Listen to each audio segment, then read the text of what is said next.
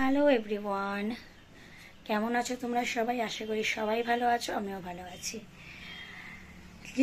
Lisa daily লাইফে সবাইকে welcome. আজকে আবার শুরু হলো নতুন দিন, নতুন জার্নি। মানে আজকে শনিবার, নতুন দিন, নতুন জার্নি।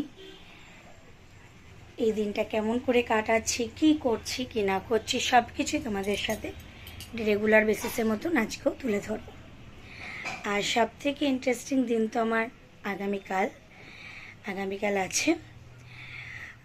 সেই আগামীকালের ভিডিওটা কিন্তু তোমরা পেয়ে যাবে মানডে সকালবেলায়।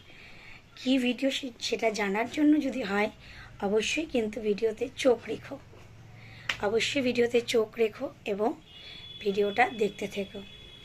আমার ভিডিওগুলি দেখতে থাকো, অপেক্ষা করো কি এমন ইন্টারেস্টিং ব্লগ আসতে চলেছে। চলো বন্ধুরা, আবার তোমাদের সাথে পরে আসছি। বলবো বন্ধুরা তোমাদের, আমি না আমার বরের সাথে আর পাচ্ছি না।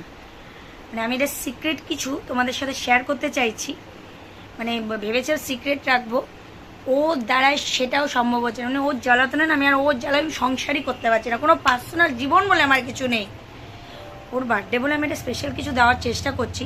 সেটা কি ওকে জানতে হবে? তোমরাই বলো বন্ধুরা, সেটা কি ওকে একান্তই জানার প্রয়োজন আছে? তাহলে সারপ্রাইজ মানেটা কি? ও এখানে ওখানে ঘুরছি কি? ও আমার কথা হলো ওর সব আছে, ও কিছু নেবে না। ঠিক আছে, ওর যেগুলি আছে কিন্তু আমি জানি কি আছে না, কি দিলে ও ব্যবহার করতে পারবে, কি দিলে ভালো লাগবে, সেটাই আমি দেব। ও সেটা মোটে শুনবে না। ঠিক আছে, দেখা যাক কি করি, তোমাদের সাথে অবশ্যই শেয়ার করব। বন্ধুরা, এমনি কিন্তু কোনো কারণে আমি সাজছি না, জাস্ট একটু মনে হলো আইশ্যাডোর ব্রাশগুলি কিনেছিলাম, ওটাকে তুলবো বলে। তাই আমি বললাম না, একটু নিজে নিজে একটু ট্রায়াল মেরে নেই, ওই জন্য ওই সেজেছি, আর কিছুই না। ওর মুখে মেকআপ টেকআপ আমি কিছুই দিইনি। আর রেনির এই কাজলটা দিয়ে তো আমি আইলাইনার পরি, সেটাই, আর কিন্তু কিছু না। ঠিক আছে, চলো আবার পরে আসবো। দেখো বন্ধুরা, হট করে ওখানের থেকে একটা জিনিস বের করতে গিয়ে, কাগজ, নেল পালিশ জুগিয়ে থেকে কিনেছিল, সেই নেল পালিশটা পরে কি অবস্থা। দেখো নেল পালিশটা পরে ভেঙে গেছে, তাতে আমার কোনো দুঃখ নেই, সেরকম একটা নেবে।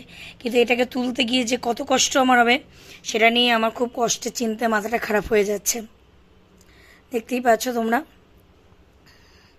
আর কি বলবো, বলে না, বিপদ কপালে থাকলে রক্ষা করে কে। যাই হোক, চলো পরে আসছি।